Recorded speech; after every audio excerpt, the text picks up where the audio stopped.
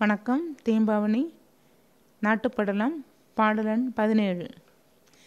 மரமோடாகுலம் மலிந்த தீதலாம் புறமோடாக என் பொருவில் அவளர் அறமோடாண்ட சுதேய நாடமை திறமோடாண்மையை செப்ப சீரதோ.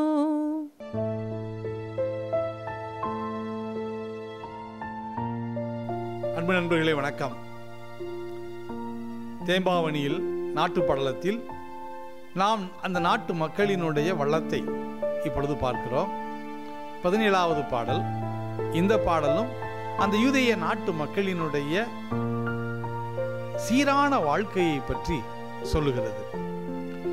மரமொடு ஆகுலம் மலிந்து தீது எலாம் புறமொடு ஆகையின் பொருவு இலா வல்லர் அறமொடு ஆன்ற சூதேயா நாடு அமை திறமொடு ஆண்மையை செப்ப சீரதோ.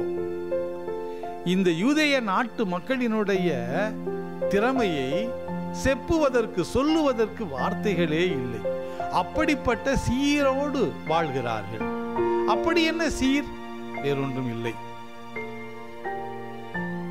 அறத்தோடு வாழ்கிறார்கள். அறமொடு மரமொடு ஆகுலம் மலிந்து தீது எலாம். தீது எது என தெரிகிறதோ, தீமை தரக்கூடியது எது என தெரிகிறதோ அவற்றையெல்லாம் நீக்குவதே மரம். வீரம் என்றால் என்ன? இன்னொருவனை அடிப்பதோ, இன்னொருவனை கொல்வதோ, இன்னொருவனை வதைப்பதோ வீரம் என்று நாம் நினைத்துக் கொண்டிருக்கிறோம். நம்மில் பலர் அப்படித்தான் நினைக்கிறார்கள்.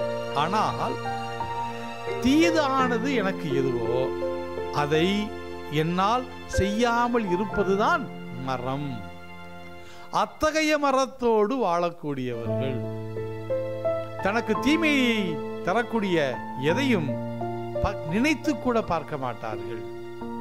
செல்போன் நம்ம எல்லாரையும் அடிமையாக்கிவிட்டது.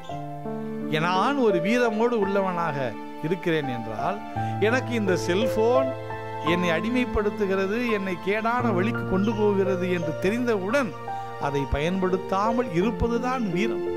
அதுதான் இந்த பாடலினுடைய உள்பொருள். இப்படிப்பட்ட ஒரு அழகான பாடல் இந்த பாடல். நாம் தீமை எது என கருதுகிறோமோ அதை நாம் வேண்டாம் என யூதேய மக்களைப் போல வாழ கற்றுக்கொள்வோம். அதுவே மரம், அதுவே வீரம்.